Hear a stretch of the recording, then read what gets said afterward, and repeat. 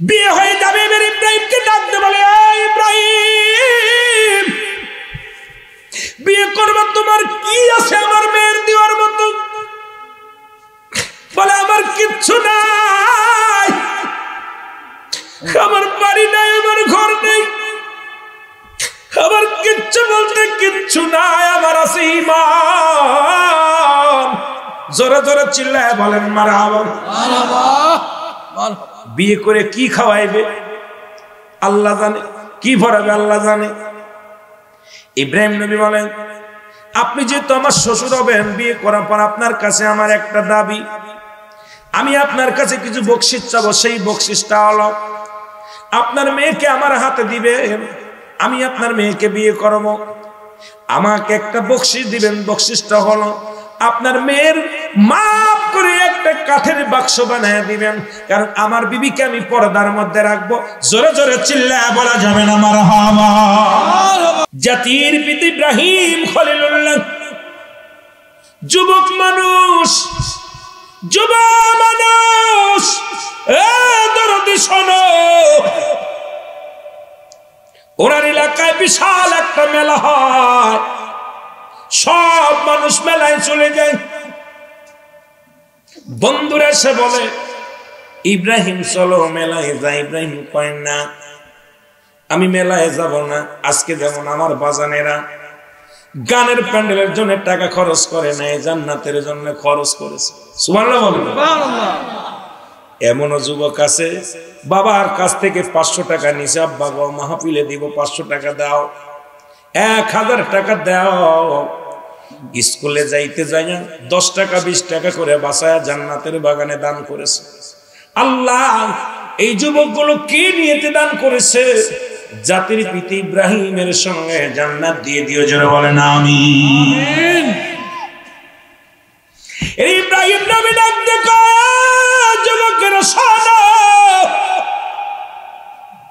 তোমরা মেলায় যেতে পারো, আমি ইব্রাহিম নয়, আমি ইব্রাহিম আমার খোদার গোলাম, আমি আমার আল্লাহর গোলাম। মারহাবা। সবাই চলে গেলেন মেলায়। যুবকরা তো সমাজ বদলাইতে পারে, জাতি বদলাইতে পারে, কথাটা বলতে যায় বলতেছিলাম। ইব্রাহিমের বাবা আজর ডাকতে বলে, বাবা ইব্রাহিম চলো বাজারে, আমরা মেলায় যাই, আমরা মেলায় যাই রে বাবা। ইব্রাহিম কা বাবা আমার শরীরটা ভালো না, মনটাও ভালো না, আপনি যান আমি যাব না। সবাই যখন মেলায় চলে গেলেন, ইব্রাহিম খলিলুল্লাহ হাতের মধ্যে একখানা কুঠার নিয়ে চলে গেলেন মন্দিরে। আল্লাহু আকবার, আল্লাহু আকবার। যুবকরা তো পারে জাতিকে বদলাই দিতে রে, ঠিক ঠিক পারে না। আর চেয়ারম্যান মেম্বারের সাথে থাকে, তলি তোরা এলাকার মধ্যে একদম পরিবর্তন করে দিতে পারে, পারে কি পারে না? এই জন্য চেয়ারম্যান মেম্বার যারা আছেন ওদের সহযোগিতা করবে বালা কাজে, তবে গান দিলে ওদের বিরুদ্ধে চলতে হবে। যেটা বলেন ঠিক ঠিক, গান বাজনা এগুলো দেওয়া যাবে না। ইব্রাহিম খলিলুল্লাহ খোলা কুঠার নিয়ে চলে গেলেন। কোথায়? মন্দিরে যাইয়া ডাকতে বলে, দেবতা আমার বাবা আজর তোদেরকে পূজা করে, তোদের বানায়, এরা আমি জানতে চাই তোর ভিতরে তো কোনো রূহ নাই, স্রষ্টার কোনো মৃত্যু নাই, সৃষ্টির মৃত্যু আছে, তোদের স্রষ্টা কে? তোদের যিনি স্রষ্টা তারও তো মৃত্যু আছে। আমি জানি স্রষ্টার মৃত্যু নাই, কার নাই? আমার আল্লাহর নাই, ঠিক কি না? সৃষ্টির মৃত্যু আছে। সুতরাং যিনি সৃষ্টি তোরাই তোরে বানাইলো, আমারে যিনি বানাইলো তার তো মরণ নাই, তোরে যে বানাইলো তার মরণ আছে। সুতরাং তুই খোদার বন্দেগি কর। সারা দৌড়ে আসলো, একটা হলো ব্যাং, আর একটা হলো কাকলাস। ব্যাং এসে বলে, আল্লাহ তোমার নবী ইব্রাহিমের আগুন আমি লিবা দিব। ব্যাং এই পার থেকে প্রস্রাব করে ওপারে চলে যায়, এই পাশ থেকে প্রস্রাব করে ওপাশে চলে যায়। দেখবেন বাড়ির মধ্যে কোণে ব্যাং আছে, গা পুরা। ঘরের মধ্যে অনেক ব্যাং দেখছেন না, গায়ের মধ্যে ঠুসকা পড়া বসন্ত রোগের মতো, দেখছেন নি? এ মুসলমান, আল্লাহ কয় ব্যাং রে, ইব্রাহিম নবীর আগুন যখন ঠান্ডা হয়ে গেল, আমার আল্লাহ কয় ব্যাং, ও ব্যাং, ব্যাংক আল্লাহ তোমার ইব্রাহিম নবীর আগুন আমি প্রস্রাব করে লিবায় দিছি। সুবহানাল্লাহ। কোন দুই আগুন কি প্রস্রাবে লেবে? আল্লাহ কয় যাও, তুই আমার বন্ধুর খাতিরে সাহায্যের জন্য আগায় আসছো, কিয়ামত পর্যন্ত তোদের প্রস্রাব আমি পবিত্র করে দিলাম। সুবহানাল্লাহ। কিয়ামত পর্যন্ত ব্যাঙের প্রস্রাব পবিত্র। আর একটা হলো কাকলা, তার জিহ্বা নাই, গাছের মধ্যে বসে টুকটুক করে আর কয় রক্ত খায়। আপনাদের এলাকায় আছে কি না? দেখলেই মারতে চায়। কাকলাস কল্লা, তোমার বন্ধুর ওই আগুন আমি ফুদে লিবায়া দিছি।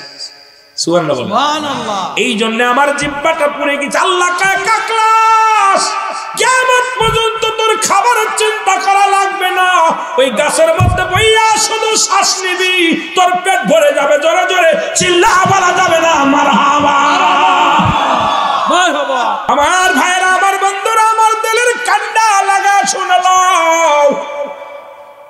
ইব্রাহিম নবী ওর মধ্যে রইলেন।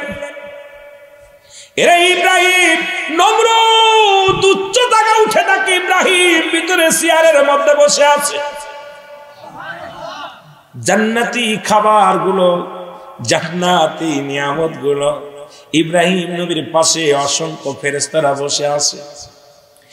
নমরুদ তো ক্ষিপ্ত হয়ে গেলেন। এবার নমরুদ দূর থেকে তার সৈন্যদের বললেন, তোমরা পাথর নিক্ষেপ করো, আগুনের মধ্যে পাথর মারো, কারণ তো মরে নাই। দেখো জান্নাতি ফল, জান্নাতি নিয়ামত, আগুনের মধ্যে জান্নাতি বাগান বানায় নিছে, ফুলের বাগিচা। জোরে জোরে পাথর গুলো মারলেন। এই পাথর গুলো আল্লাহ সাফ করে দিলেন, যেমনি ভাবে আপনারা সাফ করেছেন। সব পাথর গুলো ইব্রাহিম নবীর মাথার উপরে সাদ হয়ে গেলেন। ইব্রাহিম নবীর এই দৃশ্য যখন শুনতে পাইলেন, নমরুদের বড় মেয়ে, নমরুদের বড় মেয়ে উপরে উঠে দেখে রে, ওই আগুনের মধ্যে ফুলের বাগিচা, অসংখ্য ফুল, অসংখ্য নিয়ামত। মেয়ে ডাকতে বলে, আব্বা, যেহেতু আপনি আগুনে পুড়াইলেন, আগুনে তার গায়ের পশম করে নাই, সেহেতু আপনি ইব্রাহিমের কথা মেনে নেন, কালেমা পড়ে মুসলমান হয়ে যান, ইব্রাহিমের দলে চলে যান। নমরুদের মেয়ে বলে, আব্বা জান, যেহেতু আপনি তারে পুড়াইতে পারেন না, তার খোদার শক্তি বেশি, আপনার শক্তি কম, তার খোদার শক্তি বেশি, আপনার শক্তি নাই, আপনি পড়ে নেন লা ইলাহা ইল্লাল্লাহু ইব্রাহিম খলিলুল্লাহ। জোরে জোরে চিল্লা বলা যাবে না মারহাবা। ইব্রাহিম আলাইহিস সালাম চলে গেলেন। এ মুসলমান শুনে নাও, কোথায় চলে গেলেন? মিশর দেশে চলে গেলেন। মিশরে যাইয়া ইব্রাহিম আলাইহিস সালাম ওখানে একজনের কাছে চলে গেলেন, কর্মচারী হয়ে গেলেন একজনের মুসলমান। মিশরের যিনি প্রেসিডেন্ট, যিনি বাদশা, উনার দায়িত্বে চলে গেলেন ইব্রাহিম আলাইহিস সালাম। উনার বাড়ি কর্মচারী। মিশরের রানীরা, অমুসলমান শুনে নাও, ওখানে পথের মধ্যে ইব্রাহিম আলাইহিস সালাম পথে পথে খায়, পথে পথেই ঘুমায়। ওই রাজার দরবারে আশেপাশে ঘোরাঘুরি করে আর কষ্ট করে, অনেক কষ্ট করে। হঠাৎ একদিন দেখে যুবকেরা মিশরের বাজারের দিকে যায়। এ যুবকেরা, তোমরা কই যাও? এই দেশের প্রেসিডেন্ট, তার কন্যার বিয়ে হবে, জামাই পছন্দ করবে, আমরা বাজারে যাই। উজিরের মেয়ে, উজিরের ছেলে, মন্ত্রীর ছেলে, কারণ প্রধানমন্ত্রীর মেয়ে বিয়ে পড়বে। যদি জামাই পছন্দ করা হবে, আজকের বাজারে যার গলায় সাইরা মালা দিবে, সে তার স্ত্রী স্বামী হয়ে যাবে। জোরে জোরে চিল্লা বলা যাবে না মারহাবা।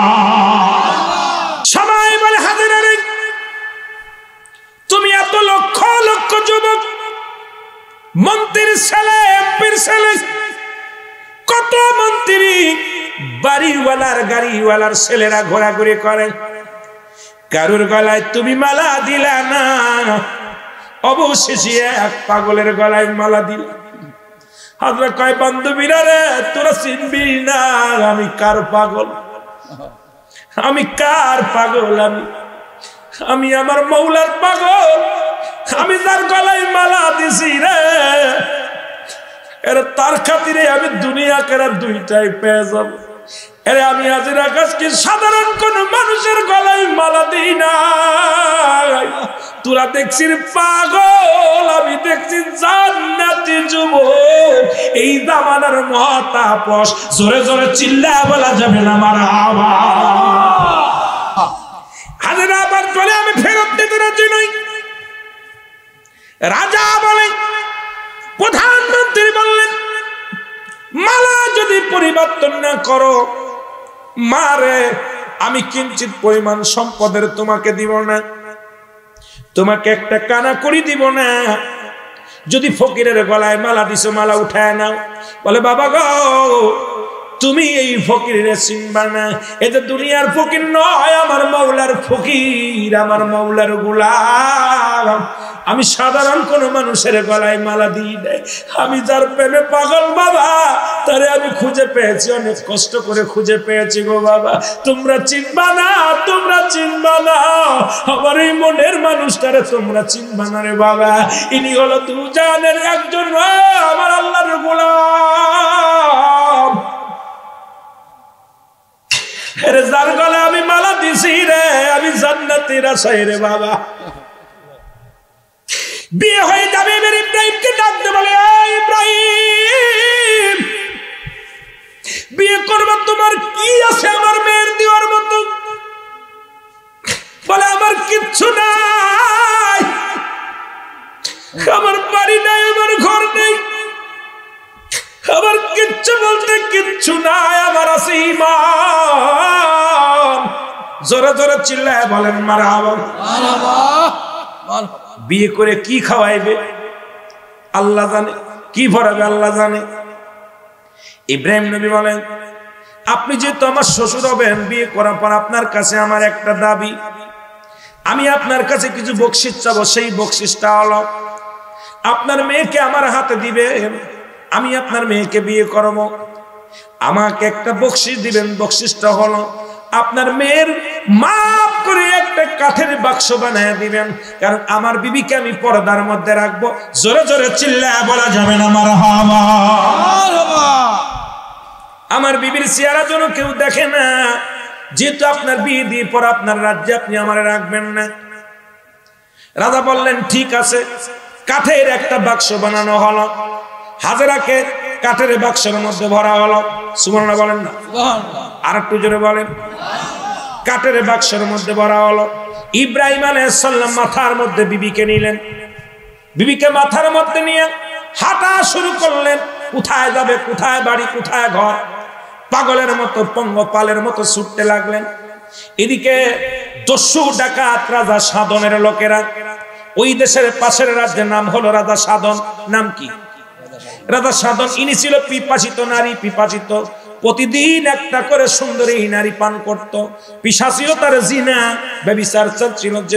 যদি কোনো মন্ত্রী, কোনো উজির, কোন সুন্দরী নারী তার কাছে নিয়ে দিত, তাকে বিপুল পরিমাণ অর্থ করি তারে দিয়ে দিত। কারণ যত সুন্দরী মেয়ে তার কাছে নিয়ে দেওয়া যেত, ততই সে ভালো ভালো বকশিস পেত। সারা রাত ভরে ঘুরে ঘুরে ভালো ভালো মেয়েগুলো ধরে ধরে তার কাছে নিয়ে যাওয়া হতো। ইব্রাহিম নবী তার বিবিকে মাথার মধ্যে নিয়ে, মাথায় করে তক্তার মধ্যে নিয়ে হাঁটতে লাগলেন। জোরে জোরে চিল্লায়া বলেন মারহাবা। মারহাবা। ইব্রাহিম নবীর সামনে দেখা গেল পাহারাদার। পাহারাদার বলে, যুবক তোমার মাথায় কি? বলে কিছু না, আমার দুনিয়ার বড় সম্পদ, এই সম্পত্তি আমি মাথায় করে নিয়ে যাই। লোকজন বলে নিশ্চিত তুমি রাজ্য থেকে কিছু চুরি করে নিয়ে যাও বাক্সের মধ্যে। এবার বাক্সটা নিলেন, ইব্রাহিম আলাইহিস সালামকে ধরে বাক্সটা খুললেন। বাক্স খুলে দেখে বাক্সের মধ্যে পৃথিবীর শ্রেষ্ঠ সুন্দরী নারী ওই বাক্সের মধ্যে রয়েছে। জোরে জোরে বলেন আল্লাহু আকবার। আল্লাহু আকবার। প্রহরীদারা চিন্তা করেন, এত সুন্দর নারী, এটা যদি রাজা সাধনের কাছে নিয়ে দিতে পারি, অনেক মূল্যবান টাকা পাবো, সম্পদ পাবো, সম্পদ সোনা দানা পাবো। ইব্রাহিম আলাইহিস সালামকে হাতের মধ্যে হ্যান্ডকাপ লাগায় নিয়ে গেলেন, হাজেরা সাহেব নিয়ে গেলেন। মুসলমান হাজেরাকেও নিয়ে গেলেন। কোথায় নিয়ে গেলেন শুনে নেন মুসলমান, শুনে নেন। বিবিকেও নিয়ে গেলেন। এবারে নিরাপদ বন্ধুগণ শোনো, নিয়ে যখন গেলেন, নিয়ে যাওয়ার পর সুন্দরী বিবি দেখে পাগল হয়ে গেলেন, সুন্দরী মেয়ে দেখে পাগল হয়ে গেলেন। গভীর রাত্রে এবার বললেন, মুসলমান, কারে ইব্রাহিম আলাইহিস সালামকে জেলে পাঠায়া দিলেন, জেলের মধ্যে পাঠায়া দিলেন নারী পাচার করার কারণে। একটা কি করলেন, বিনা দোষে ইব্রাহিম আলাইহিস সালামের জেল হয়ে গেল। আর রাতের অন্ধকারে মহিলাকেও, হাজেরাকেও জেল দিয়ে দিলেন, বিবিকেও জেল দিয়ে দিলেন। জেল দেওয়ার পর গভীর মনোযোগ, ইব্রাহিম আলাইহিস সালাম এক ঘরে, বিবি এক ঘরে। গভীর রাত্রি ইব্রাহিম আলাইহিস সালাম কান্দার বলে, আল্লাহ, আমি স্বামী হইয়া যদি আমার বিবির সতীত্ব রক্ষা না করতে পারি, কিয়ামতের ময়দানে আমি কি জবাব দিব আল্লাহ? আমার বিবি আজকে যদি সতীত্ব নষ্ট হয়ে যায়, আমি জেলখানা থেকে তারে বাঁচাইতে পারলাম না। আল্লাহ, তুমি আমার দয়া করো। আমার আল্লাহ তাআলা ফেরেশতাদের কয়, দুটি ফুল নিয়ে যাও, জান্নাতি দুটি ফুল, একটা গোলাপ ফুল, একটা দিবা হাজরার হাতে, বিবির হাতে, একটা দিবা স্বামীর হাতে। যখন বিবির কথা মনে পড়ে যাবে, ইব্রাহিম আলাইহিস সালামের কাছে একটা ফুল আনলেন। আজকে আপনারা মোবাইল দেখে স্বামী স্ত্রী কত কথা কন মোবাইলে, ইতিহাস আজকে পড়ে নেন বাবা, জান্নাতি ফুলের মধ্যে ফুলের ইতিহাসটা ভালো করে জেনে নেন। জোরে বলেন আল্লাহু আকবার। আল্লাহু আকবার। দুটি ফুল দিলেন হাতের মধ্যে, ডাকতে বলে, নবী ইব্রাহিম, যখন আপনার বিবির কথা মনে পড়বে, আপনি ফুলের দিকে তাকাইলে আপনার বিবিরে দেখতে পাবেন। আর বিবির কাছে আর একটা ফুল দিলেন, বলেন, ও বিবি, ইব্রাহিমের বিবি, শোনো, তোমার স্বামীর কথা যখন মনে পড়বে, তুমিও ফুলের মধ্যে তাকাবা, সঙ্গে সঙ্গে তোমার স্বামীরে তুমি দেখতে পাবা। জোরে বলেন আল্লাহু আকবার। আল্লাহু আকবার। এরা নির্জন হয়ে গেল। ইব্রাহিম আলাইহিস সালাম বিবির কথা মনে পড়ে গেল। গভীর রাত্রি বিবির জন্য ফুলটার দিকে যখন তাকাইছে, তাকায় দেখে বিবি বসে আছে, নির্জনে বসে আছে। আর রাজা সাধন আস্তে আস্তে করে বিবির ঘরে প্রবেশ করতে গেছে। একটা চিৎকার মেরে দিয়ে বলে, আল্লাহ, আমার বিবির ইজ্জত বাঁচাও। সঙ্গে সঙ্গে রাজা সাধন যখন ঘরের দরজায় গেছে, ঘরের দরজায় যখন গেছে, তখন যখন ধরবে, তখন সঙ্গে সঙ্গে রাজা সাধন, ও মুসলমান শুনে নাও, তার সমস্ত দেহটা, পা দুইটা পাথর হয়ে গেছে। জোরে জোরে চিল্লায়া বলা যাবে না আল্লাহু আকবার। পা দুটি পাথর হয়ে গেছে। খবর গেল উজির বালাই, হুজুর, হুজুর তো পা দুটি অবাক। চলে গেলেন ইব্রাহিমের কাছে। ইব্রাহিম, ইব্রাহিমের বিবিরে সর্বনাশ করা সম্ভব হলো না। হাজেরার কাছে বলে, হাজেরা রে, তুমি আমার মা, আমি তোমার সদস্য নষ্ট করবো না, তুমি আমার মা, তুমি আমারে মাফ করে দাও। আমার জন্য আল্লাহ ভালো করে দেয়। মহিলা মানুষ, দিলের মধ্যে বড় মায়া, মাফ করে দিলেন। সঙ্গে সঙ্গে পা দুটি ভালো হয়ে গেল। আবার পরের রাত্রে চিন্তা করে, আজকে কোনো দরজা খোলা থাকবে, আজকে যে আমি আঁকড়ে ধরবো। ইব্রাহিম আলাইহিস সালাম আবার ফুলের ভিতর পরে রাত্রে তাকাইছে। তাকায় দেখে রাজা সাধন আস্তে আস্তে করে ঘরের মধ্যে যাবে। এমন সময় দুটি হাত আমার আল্লাহ পাথর বানায়া দিছে। এবার আর হাত দুটি আর উঠতে পারে না, দাঁড়ায় আছে। এখন সারা রাত দাঁড়ায় আছে রাজা সাধন। রাজা সাধন দাঁড়ায় আছে। সকালবেলা উজিররা দেখে ওই মহিলার ঘরের মধ্যে দাঁড়ায় আছে রাজা সাধন, দুটি হাত তারা পাথর হয়ে গেছে। এরা দৌড়ায় দেয়, পা দৌড়ায় ধরলেন। আপনার পা ধরাই ধরে কই, মা, আপনি আমার মা, আপনি আমারে মাফ করে দেন, আর জীবনে ভুল করব না। মা কি করলেন, ইব্রাহিম নবীর বিবি মাফ করে দিলেন। সঙ্গে সঙ্গে হাত দুটি পাথর থেকে ভালো হয়ে গেল। চিন্তা করে পরের দিন রাগান্বিত হয়ে গেছে, আজকে কোনো কথা নয়, একবারে যে চেপে ধরবো। এবার যখন ঘরের মধ্যে যাইয়া পরের দিন আবার যখন ঘরের মধ্যে প্রবেশ করেছে, ইব্রাহিম আলাইহিস সালাম আবার ফুলের দিকে তাকায়। দেখে রাজা সাধন গুটি গুটি পায়ে বিবির সর্বনাশ করার জন্য যায়। ইব্রাহিম নবী একটা চিৎকার মেরে বলে, আল্লাহ। সঙ্গে সঙ্গে সঙ্গে সঙ্গে পুরো রাজা সাধন, পুরো দেহটায় বড় পাথর হয়ে গেছে। জোরে বলেন মারহাবা। পুরো দেহটায় পাথর হয়ে গেছে। সারা রাত হাঁটতে পারে না, চলতে পারে না। মাফ চেয়েছে, হাজেরা রে, আমারে মাফ করে দাও। আমার স্বামীকে যদি মুক্ত করে দাও তাহলে তোমাকে মাফ করতে পারি। আমার স্বামীকে তোমার 3 দিন মা 2 দিন মাফ করেছে, আজকে কোনো মাফ নাই, আমার স্বামীকে জেলখানা থেকে মুক্তি দিতে হবে। কয় তোমার স্বামীকে মুক্তি দিলাম, আমাকে বাঁচাও। স্বামীকে মুক্তি দিলেন। এবার ওকেও কয় এবার আমাকে মাফ করে মুক্তি দিতে হবে, আমাকে মাফ করে দিতে হবে। এরপরে মাফ করে দিলেন। ইব্রাহিম আলাইহিস সালাম বিবিকে নিয়ে রওনা দিতে চলে আসতেছে। অনেক ইতিহাস। রাজা সাধন বলে দাঁড়াও, আমার তোমাকে মাফ করতে পারি, তোমাকে ছাড়বো না, মাফ করতে পারি তোমাকে, একটা শর্ত আছে। শর্তটা হলো আমি রাজা সাধন জীবনে পরাজয় মানি নাই, জীবনে অনেক নারী বিভাসিত, আমি অনেক নারী সর্বনাশ করেছি, তোমার গায়ে আমি টাচ করতে পারি নাই, মাগো আজ থেকে তোমাকে মাফ করতে পারি, আমার এই রাজ্য আমি তোমাকে লিখে দিব। ইব্রাহিম আলাইহিস সালাম যদি আমার রাজ্যের দায়িত্ব নেয়, এই দেশের প্রধান হবে ইব্রাহিম আলাইহিস সালাম, তাহলে আমি তাহলে কি করব, আমি তাহলে তোমাদেরকে মাফ করব, না হলে আমি তোমাদের জেল থেকে ছাড়বো না। ইব্রাহিম আলাইহিস সালামকে আমি রাজি। ইব্রাহিম আলাইহিস সালামকে পুরো রাজ্যটা দান করে দিলেন রাজা সাধন। রাজা সাধন যখন মন্ত্রিত্ব দিয়ে দিলেন, ইব্রাহিম আলাইহিস সালাম হয়ে গেলেন ওই দেশের প্রেসিডেন্ট। জোরে জোরে চিল্লা বলা যাবে না মারহাবা। হযরত ওমর ফারুক রাদিয়াল্লাহু তাআলা আনহু ইসলামের দ্বিতীয় খলিফা। নাম কি? 4 জন খলিফার নাম জানা আসেনি? হযরত আবু বকর সিদ্দিক রাদিয়াল্লাহু তাআলা আনহু, হযরত ওমর ফারুক রাদিয়াল্লাহু তাআলা আনহু, হযরত উসমান গনি রাদিয়াল্লাহু তাআলা আনহু, হযরত আলী রাদিয়াল্লাহু তাআলা আনহু। জোরে জোরে চিল্লায়ে বলেন মারহাবা মারহাবা। 4 জন খলিফা। দ্বিতীয় নম্বর খলিফা হলো হযরত ওমর ফারুক রাদিয়াল্লাহু তাআলা আনহু। আমার ভাইরা, আমার বন্ধুরা, খেলাপথে আছে যে ওমর যে রাস্তা দিয়ে প্রবেশ করত, এই রাস্তা দিয়ে শয়তান পর্যন্ত যেতে ভয় পেত। এত রাগান্বিত একজন আদর্শবান খলিফা ছিলেন, এমন একজন চেয়ারম্যান ছিলেন বা প্রতিনিধি ছিলেন। খলিফা শব্দের অর্থ হলো নেতা, প্রতিনিধি। যেমন আজকের 2 জন চেয়ারম্যান আছে, ইউনিয়ন পরিষদের নেতা, ইউনিয়নের নেতা, পৌরসভার নেতা। এইরকম হযরত ওমর ফারুক উনিও ছিলেন একটা মহল্লার নেতা। রাসূল আকরাম সাল্লাল্লাহু আলাইহি ওয়াসাল্লামের ওফাতের পরে হযরত আবু বকর সিদ্দিক রাদিয়াল্লাহু তাআলা আনহু উনি পাইলেন খেলাফত, উনি নেতা হইলেন, ইনার পরে খলিফা হলেন হযরত ওমর ফারুক রাদিয়াল্লাহু তাআলা আনহু। ওনার কদমে একজন বৃদ্ধ তার সন্তানকে হাত ধরে টানতে টানতে নিয়ে চলে আসলেন।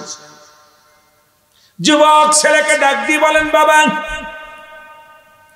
হযরত ওমরের কদমের মধ্যে যেতে হবে আমার যুবক ভাইরা। বাবাই বললেন হযরত ওমর ফারুক রাদিয়াল্লাহু তাআলা আনহুর কদমের মধ্যে যেতে হবে।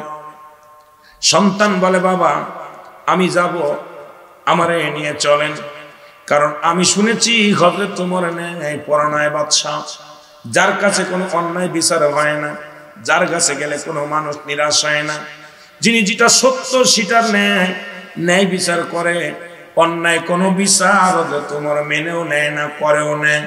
জোরে জোরে চিল্লায়া বলা যাবে না মারহাবা। আমার ভাইরা, আমার বন্ধুরা, আমার হযরত ওমরের কদমের মধ্যে বৃদ্ধ ডাক দিয়ে বলে, আমিনুল মুমিনিন, আপনার কদমের মধ্যে আমার ছেলের বিচারের জন্য আনছি। কার বিচার? কথা বলেন না কেন? ছেলের বিচার। কার বিচার? ছেলের বিচার। করবে কে? কথা কোন কে করবে? হযরত ওমর ফারুক রাদিয়াল্লাহু তাআলা আনহু বিচার করবে। ধরে আনছে বাবা, কেমন বাবা গো, কেমন বাবা গো। আর আমরা ছেলে অন্যায় করলে দেখা যায় মিন্নির মতো বেয়াদব মার্কা গার্জিয়ান যারা আছে, বিন্নির বাবের মতো বেয়াদব মারা মুজাম্মেল মার্কা মানুষ যারা আছে, সন্তান হারামি কাজ করে, সন্তান লুচ্ছামি করে, সন্তান গাঁজা মদ খায়, আবার সেই সন্তানের জন্য আদালতে দাঁড়ায়। লজ্জা থাকার দরকার, কারণ ওই সন্তান কিন্তু বুকের মরে লাথি মেরে জাহান্নামে চলে যাবে। আমার যুবক ভাইরা, যেহেতু যুবক সমাজের আয়োজিত আজকের মাহফিল, এই জন্য আপনাদের কথা দিয়ে আলোচনা শুরু করলাম, তারপরে আমি আলোচনা আস্তে আস্তে যাও। মুসলমান শুনে নেন, এই প্রতিটা সন্তান আল্লাহ পাক আপনার কাছে আমানত রাখছে। আমানতের খিয়ানত করার অধিকার আপনার নাই। এই সন্তান একদিন আপনাকে বুকের মধ্যে লাথি মারবে, এই সন্তান আপনার বিরোধিতা করবে, এই সন্তান আল্লাহর আদালতে মামলা দিবে। আল্লাহ, আমার আব্বা কোনোদিন নামাজের জন্য তাগিদ দেন নাই, রোজার জন্য তাগিদ দেন নাই, হারাম খেয়েছি কোনোদিন কিছু বলে নাই। কোনদিন আমার আব্বা জান আমার শীতের দিনে আমি ঘুমায় থাকতাম, কোনদিন নামাজের জন্য ডাকেন নাই। সুতরাং এ আল্লাহর বান্দা শুনে নাও, কঠিন হাসরের ময়দানে ওই সন্তানগুলো বাবার বুকের মধ্যে লাথি মারবে। আমার আল্লাহ বলবে, বান্দারে ও ফেরেশতা, আমি সহ্য করতে পারি নাই যে সন্তান বাবার মুখে পা লাগাইছে। ওই বাবা সন্তান সহ দুজনকেই তুমি জাহান্নামে নিক্ষেপ করো, কারণ জাহান্নামী সন্তানের কারণে আপনি জাহান্নামে যাবেন। যতই আপনি তাসবিহ টেপেন, যতই আপনি কালেমা পড়েন, যতই আপনি নামাজ পড়েন, সমস্ত নামাজ, রোজা, হজ, যাকাত সবকিছু বরবাদ হয়ে যাবে। আপনার আহলে বায়ত যদি না বাঁচাইতে পারেন, বিবি যদি বেনামাজি হয়, সন্তান যদি হারাম করা হয়, যদি মুসলমান ভাই যদি হারাম করা হয়, আল্লাহর আদালতে জবাব দেওয়া সম্ভব হবে না। জোরে বলেন ঠিক কিনা? হযরত ওমর ফারুক রাদিয়াল্লাহু তাআলা কদমের মধ্যে বললেন, হুজুর আমিনুল মুমিনিন, আমার সন্তান অপরাধ করেছে, তার বিচারের জন্য আপনার কদমের মধ্যে আসছি। খলিফা হযরত ওমর ফারুক বলে, যুবক বিদ্যারে কি অপরাধ করছে বলো? বলো হুজুর, 1 নাম্বার অপরাধ করছে আমার ছেলে। আমার ছেলে 1 নাম্বার অপরাধ করছে, সে দুনিয়ার মধ্যে 1 নম্বরে মানুষ হত্যা করছে। মানুষ হত্যা করা মহাপাপ। কোন জীবকে মারা যাবে না, কারণ জীবকে মারা যাবে না, তার ভিতরে 5 শ্রেণী জীব, 5 শ্রেণী পশু পাখি আমার আল্লাহ দরবারে দোয়া করলে পৃথিবীর মধ্যে কবুল হয়ে যায়, আমার আল্লাহ তাআলা কবুল করে নেন। আবার এই 5 শ্রেণী প্রাণীগুলো যদি আপনার জন্য বড় দোয়া করে, সঙ্গে সঙ্গে আপনার লেগে যায়। আর এই 5 শ্রেণী পশুর বড় দোয়া যারা পেয়েছে, সংসারের মধ্যে অশান্তি লেগে গেছে, ভাইয়ে ভাইয়ে মিল নাই, সংসারের মধ্যে মিল নাই, স্বামী স্ত্রী মিল নাই, অভাবার অভাব, চাকরি বাকরি নাই, ব্যবসায় উন্নতি নাই, এই 5 শ্রেণী প্রাণীর গুলো নবীজি বলছে, আমার নবীজি বলে গেছেন, শুনে নেন। বিধান হলো ইসলামের বিধান শোনেন, নবী সুলাইমান আলাইহিস সালামের বিধান শোনেন। এই 5 শ্রেণী 5 প্রকার পশুর বর দোয়া নেওয়া যাবে না। 5 শ্রেণী পশুর বিনা কারণে তাদের হত্যা করা যাবে না, তাদের কষ্ট দেওয়া যাবে না। একটু জোরে জোরে চিল্লায়া বলা যাবে না আল্লাহু আকবার, আল্লাহু আকবার। ওয়াজ কোথায় রাখলাম, কোন জায়গা যায় মনে রাখবেন, ভুলে গেলে লস। আমার ভাইয়েরা, আমার বন্ধুরা, আমার এ মুসলমান, এই 5 শ্রেণী পশুর মধ্যে 1 নাম্বার হলো কবুতর। আল্লাহু আকবার, আল্লাহু আকবার। কবুতর চেনেন? এই কবুতর গুলো তাদের কষ্ট দেওয়া যাবে না। কবুতর একটা আল্লাহ রাসূলের প্রিয় পশু। এর মধ্যে পাখি, এর মধ্যে আল্লাহ পাকেরও একটা প্রিয় পাখি বানাইছে মানব জাতির জন্য। এই কবুতরগুলো আমার নবীর সাহায্য করার পর তাদের মর্যাদা বেড়ে গেলেন। এই যে মুসলমান মক্কা থেকে মদিনায় যখন হিজরত করলেন রাহমাতের নবী, সঙ্গে হলো আবু বকর সিদ্দিক রাদিয়াল্লাহু তাআলা আনহু। যখন যাইতে যাইতে শত্রু পিছনে লাগলেন, একটা গুহার মধ্যে আশ্রয় নিলেন। এরপরে গুহার উপরে মাকড়সায় বাসা বানাইলেন, জাল বানাইলেন, কবুতরের বাসা বানাইয়া ডিম পারিয়া তা দিতে লাগলেন। এমন সময় শত্রুপক্ষ যখন দেখলেন এই গুহার মধ্যে কোনো মানুষ প্রবেশ করতে পারে না, কারণ যদি গুহার মধ্যে কোনো মানুষ প্রবেশ করত তাহলে নিশ্চিত এই ডালগুলো ছিঁড়ে যেত, কবুতর বসে থাকতে পারতো না, ডিম ভেঙে যেত। সুতরাং এই গুহার মধ্যে কোনো মানুষ যেতে পারে না। ও আমার ভাইয়েরা, আমার বন্ধুরা, আমার গুহা থেকে যখন শত্রুপক্ষ চলে গেলেন, নবীজি বাইর হয়ে গেলেন, আমার আল্লাহ ডাক দে বলে, কবুতর রে, আজকে আমার হাবিবকে তুমি রক্ষা করার জন্য, সহযোগিতা করার জন্য তুমি অগ্রসর হয়েছ রে কবুতর। কবুতর, তুমি একটা কাজ করো, সেই কাজটা কি শুনে নাও, কারণ আমার বন্ধুরা আমি ঋণী বানাইব না, তুমি কি চাও বলো। কবুতর বলে, আল্লাহ তোমার বন্ধুরা আমি সাহায্য করেছি, এটা আমার জীবনের বড় পা, সুতরাং আর কিছু চাই না রে আমার আল্লাহ। আমার আল্লাহ আমারে তুমি ঋণী বানায়ও না। আমার বন্ধু, আপনার বন্ধু, আমার নবী রাহমাতুল লিল আলামিন, কুল কায়নাতের নবী রাহমাতুল লিল আলামিনের উপকারে আসতে পেরে আমার জীবন ধন্য। আমার আল্লাহ বলে, কবুতর রে শুনে নাও, আমার বন্ধুরে কারোর কাছে ঋণী রাখবো না। কিয়ামত পর্যন্ত তোমার বাসা পৃথিবীর মধ্যে তোমার নিজে বানানো লাগবে না, তোমার বাসাটা মানুষ বানাবে, তুমি শুধু আরাম করবা। কিয়ামত পর্যন্ত কবুতরের বাসা শুধু মানুষে বানায়। কেউ বানায় বাঁশ দিয়া, কেউ বানায় কাঠ দিয়া, কেউ বানায় লোহা দিয়া, কেউ বানায় টিন দিয়া। কেউ যদি না পারে ঘরের পাশে একটা ঝুড়ি পেতে দেয়, জ্যাকেট ঝাঁকা পেতে দেয়। ও মুসলমান শুনে নেন, কিয়ামত পর্যন্ত কবুতর তার নিজের বাসা নিজে বানায় না। এই বাসা বানানোর দায়িত্ব মানব জাতিরে দিয়ে দিছে আমার আল্লাহ। কারণ আমার হাবিবের সম্মানের খাতিরে জোরে জোরে চিল্লায়া বলা যাবে না মারহাবা। আমি আজকে পরে কথা বলে যাব, খেয়াল রাখবেন ওয়াজ কোথায় রাখলাম। গল্প করে বলে যাব, কাজে লাগবে, কাজে লাগবে। এ দরদি বন্ধুরা শুনে নাও।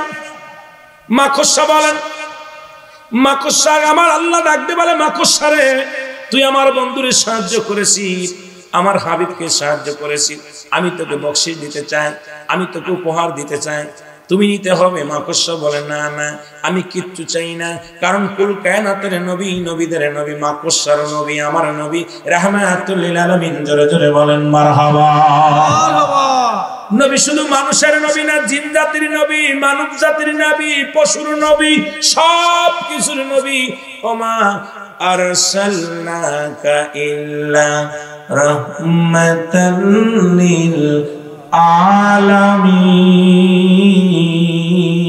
আলামিন। আল্লাহ হলো গোটা মাখলুকাতের রব, আর আমার নবী হলো গোটা মাখলুকাতের রহমত। আল্লাহ বলে, মাকড়সা রে কিয়ামত পর্যন্ত শুধু জাল বানাইবি, তোর খাবারের চিন্তা করা লাগবে না। মারহাবা। কিয়ামত পর্যন্ত শুধু মাকড়সা জাল বানাবে। মারহাবা। মাকড়সা রাত ভরে জাল বানায়, দিন ভরে ওই জালের মধ্যে মশা মাছি গুলো লেগে যায়। মাকড়সা ঘরে বয়া বয়া খায়, খাবারগুলো একা একা ঘরে পৌঁছে যায়। রিজিকের মালিক আল্লাহ। মাকড়সা সম্মান করেছিল আমার নবীরে, আমার আল্লাহ তার ইজ্জত দিয়েছে। জোরে বলেন মারহাবা। এ ভাইরা, আমার বন্ধুরে,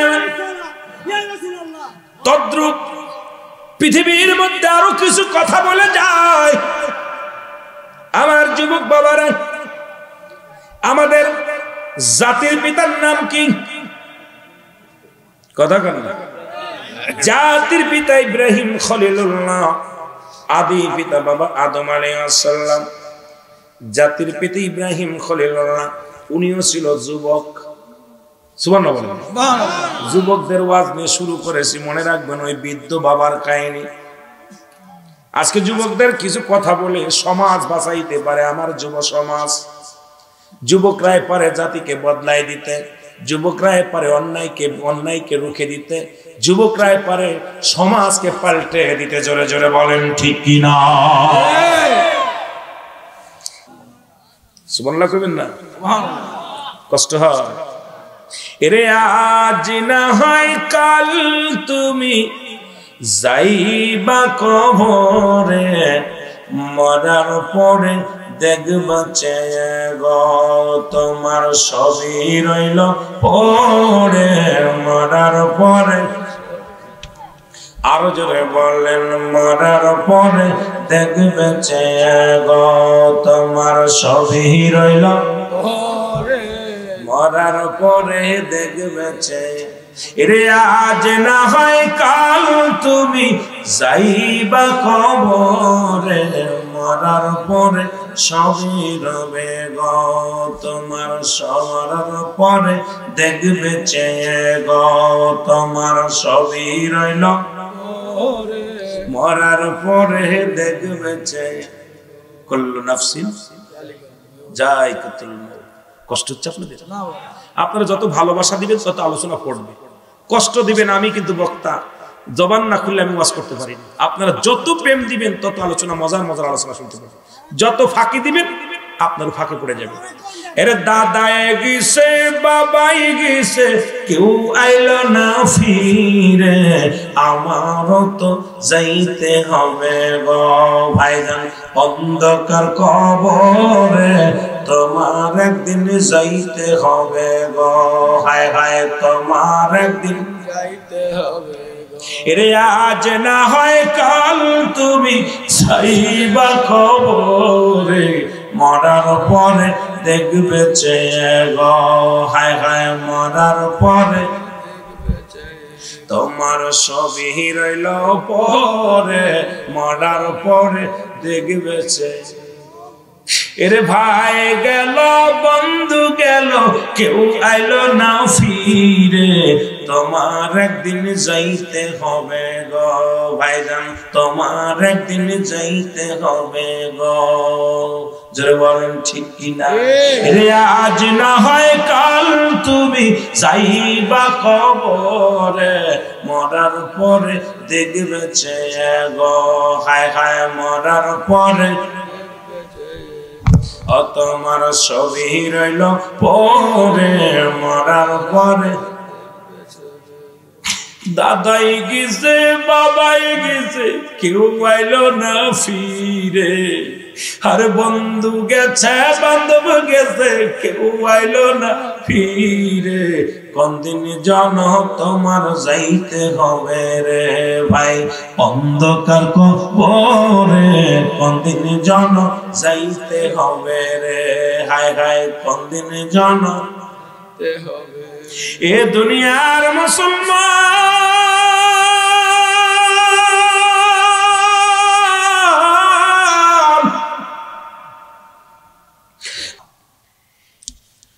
নমরুদ এত জোরে এক ধমক দিলেন মেয়েকে, মেয়ে আর কোনো কথা বললেন না, মারার হুমকি দিলেন। মেয়ে আস্তে আস্তে যাইয়া ওই যে দরজা ছিল সে দরজার মধ্যে প্রবেশ করে ইব্রাহিম নবীর কাছে চলে গেছে। সুবহানাল্লাহ।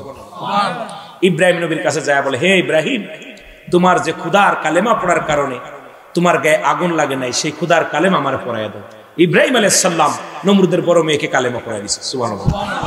আরো জোরে, আরো জোরে, আরো জোরে। নমরুদ এই ঘটনা নমরুদ শুনতে পারছে, আমার মেয়েও নাকি ইব্রাহিমের অনুভক্ত হয়ে গেছে। তখন ইব্রাহিমের মেয়ে নমরুদের মেয়েকে মারার ষড়যন্ত্র করলেন, লোকজন দিয়া মারার ষড়যন্ত্র করলেন। এরপরে ইব্রাহিমকে মারবে তো মারতে মারতে পানোর ভিতরে বসে আছে ইব্রাহিমকে, চারিপাশে আগুন জ্বলতেছে, মাঝখানে ফুলের বাগিচা। সুবহানাল্লাহ। এদিকে আগুন লিমাইতে পারে না, ওর কাছেও যাইতে পারে না। এরপরে মেয়েটাকে মারার ষড়যন্ত্র করলেন। ইব্রাহিম নবীর কাছে গোপনে যায় বললেন, বড় মেয়ে, যে হুজুর আপনার কালেমা পড়ার কারণে, আপনার অনুগত্য, আপনার খুদার প্রতি ভক্তি শ্রদ্ধা করার কারণে আমার আব্বাজান আমাকে হত্যা করার পায়তারা করছে। আমার আল্লাহ বলে, হে ইব্রাহিম, এখান থেকে ফেরেশতা দিয়ে তোমাকে অন্য রাষ্ট্রে নিয়ে যাওয়া হবে। সুবহানাল্লাহ। আরো জোরে, আরো জোরে। ইব্রাহিম আলাইহিস সালাম ওখান থেকে বাইরে হয়ে চলে গেলেন, কিন্তু মার মেয়েটাকেও ষড়যন্ত্র থেকে বাঁচাই দিলেন। ইব্রাহিম আলাইহিস সালাম আস্তে আস্তে করে চলে গেলেন। জোরে বলেন মারহাবা। আরো জোরে বলেন, আরো জোরে বলেন। এই দৃশ্য দেখলেন অসংখ্য ইহুদিরা, অসংখ্য কাফের বেঈমানেরা। ইব্রাহিম আলাইহিস সালামের এই দৃশ্য দেখে মধুর কালেমা পড়ে মুসলমান হয়ে। জোরে বলেন সুবহানাল্লাহ। আর একটু জোরে বলেন না সুবহানাল্লাহ। আজকে ছাত্র যুব সমাজ এদের আদর্শ দেখে অনেক যুবক এদের দলে আসবে। জোরে বলেন ঠিক কিনা? পাগল যারা, আল্লাহর পাগল যারা, ওরা চিন্তা করবে না ওই যুবকরা পারলে আমরা পারবো না কেন? ও ছাত্র হইয়া যদি জান্নাতের বাগানে শরীক হতে পারে, আমরা কেন পারবো না? জোরে বলেন ঠিক কিনা? এই জন্য ইব্রাহিমের মতো কিছু যুবক এখানে আছে। সুবহানাল্লাহ বলেন না? আরো জোরে বলেন সুবহানাল্লাহ। এই যুবক দ্বারা ইসলাম প্রচার হবে। জোরে বলেন ঠিক কিনা? হাজেরা বিবি নাম কি? হাজেরা। রাজার মেয়ের নাম কি? হাজেরা। ও যুবকেরা শোন ভালো করে, আজকে হাজেরা জামাই পছন্দ করবে। ইব্রাহিম আলাইহিস সালাম কয় আমিও যাব। সুবহানাল্লাহ বলেন। আমিও যাব যদি পছন্দ হয়। ইব্রাহিম আলাইহিস সালামের গায়ে পোশাক নাই, যুবক মানুষ ওই আগুনের ভিতর থেকে বাইরে হইয়া পথে পথে ঘোরে, পাগলের মতো আল্লাহ জিকির করে, আল্লাহর গোলামি করে। যুবক নেতা বাজারে চলে গেলেন। বাজারে সব ছেলেরা, যুবক, বড় বড় টাকাওয়ালা বাড়িওয়ালা ছেলেরা সব দাঁড়ায় দাঁড়ায় আছে লাইনে।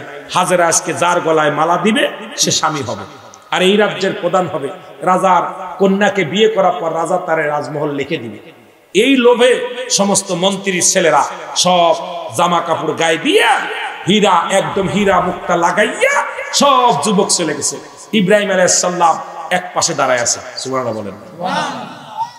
হাজেরা তার বন্ধুদেরকে নিয়ে, বান্ধবীদেরকে নিয়ে পুরো বাজার ঘুরে। সখীরা বলে, বান্ধবীরে তোর কপালে স্বামী জুটবে না, এত লক্ষ লক্ষ ছেলে দাঁড়ায় আছে, কারুর গলায় মালা দিলি না, তাহলে তোর কপালে বুঝি স্বামী নাই? হাজেরা কয়, আজকে আমি যাকে মালা দিব রে, তাকে আমি পেতেছি না, তাকে আমি পেতেছি না, কারণ আমি ঘ্রাণ পেয়েছি, তার চেহারা এখনো পাই নাই। সুবহানাল্লাহ। আমি ঘ্রাণ পেয়েছি, আমি যাকে স্বামী রূপে পাবো, যাকে আমি স্বামী হিসেবে কবুল করব, সেই লোকটার ঘ্রাণ আমার নাকে আসছে, কিন্তু আমি তাকে পাই না।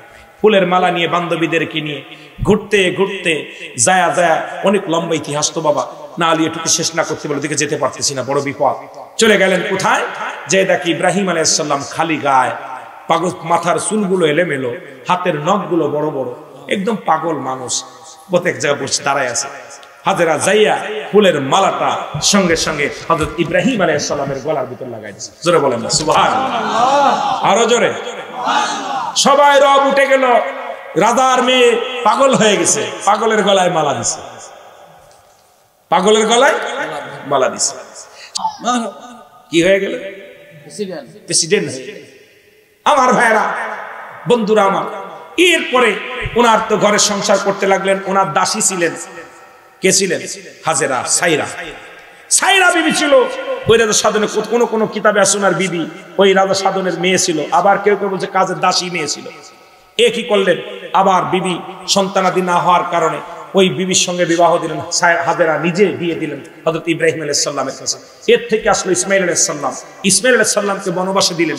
অনেক ইতিহাস, অধিকার যেতে পারবো না, শুধু এইটুকু রাখলাম যে নিজের বিবিকে রক্ষার্থে, বিবিকের ইজ্জত রক্ষার্থে ইব্রাহিম আলাইহিস সালাম যে ভূমিকা পালন করেছিল, আমরা যারা যুবক আছি আমাদের বিবিদের সতীত্ব রক্ষার্থে আজ থেকে আমরা কঠোরভাবে বিবিদেরকে পর্দায় রাখবো। জোরে বলেন ঠিক কিনা? আরো জোরে বলেন ঠিক কিনা? আমার দেশে শুধু জিনা ব্যভিচার চলতেছে। আমরা যুবক ভাইরা আমাদের বিবিদের হক আদায় করতে পারি না, স্ত্রীদের হক আদায় করতে পারতেছি না। আপনার বিবি যদি এর কারণে কোনো জিনা ব্যভিচার করে, এর জন্য দায়ী থাকবেন আপনারা।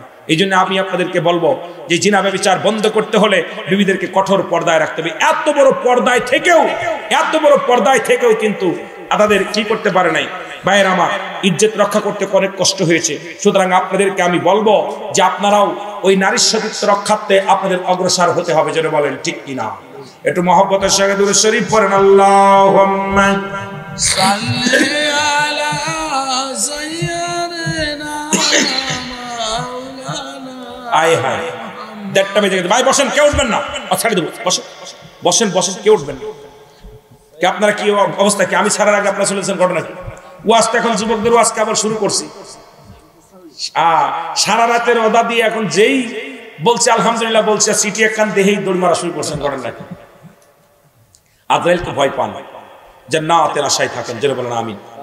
একটু মহব্বতের সঙ্গে বলেন আল্লাহুম্মা সাল্লি আলা সাইয়্যিদিনা মুহাম্মদ।